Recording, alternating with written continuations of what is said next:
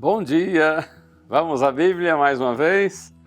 Profeta Samuel, primeiro livro de Samuel, capítulo 16. Leia os versos 13 e 14. Observe bem o contraste entre esses dois versos. Samuel pegou o chifre do azeite e ungiu Davi no meio dos seus irmãos. E daquele dia em diante, o Espírito do Senhor se apossou de Davi. Então Samuel se levantou e foi para Ramá. Depois que o Espírito do Senhor se retirou de Saul, um espírito mau vindo da parte do Senhor o atormentava.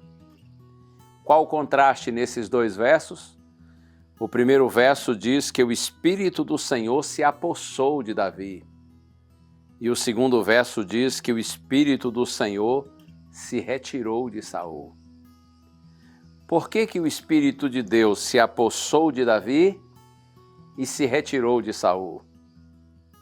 Saul e Davi são dois exemplos claros do poder das nossas escolhas.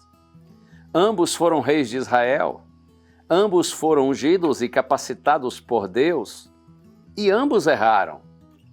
Porém, Davi, ao ser repreendido, ele se arrependeu, confessou seu erro, mudou de atitude, enquanto Saul permaneceu errado e, consequentemente, foi rejeitado. Por isso que o Espírito do Senhor se retirou de Saul e o Espírito do Senhor se apossou de Davi.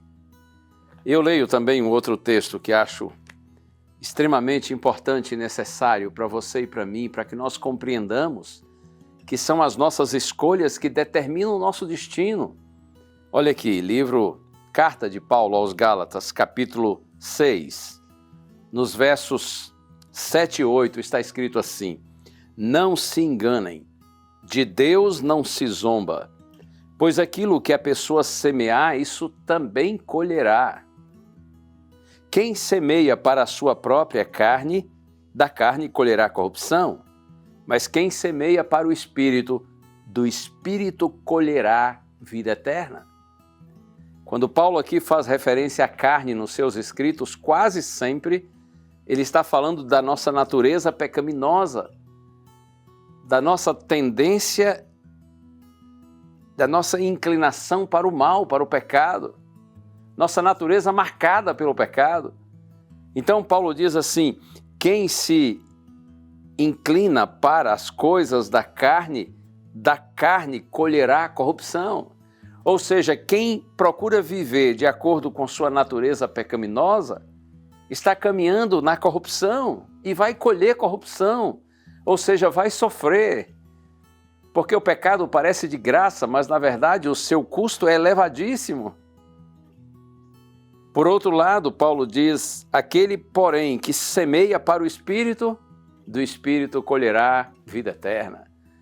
Porque ainda que andar na direção do Espírito seja mais difícil para nós, porque é contrário à nossa natureza pecaminosa, mas quem vai nessa direção mais difícil, quem semeia para o Espírito, do Espírito colherá a vida eterna.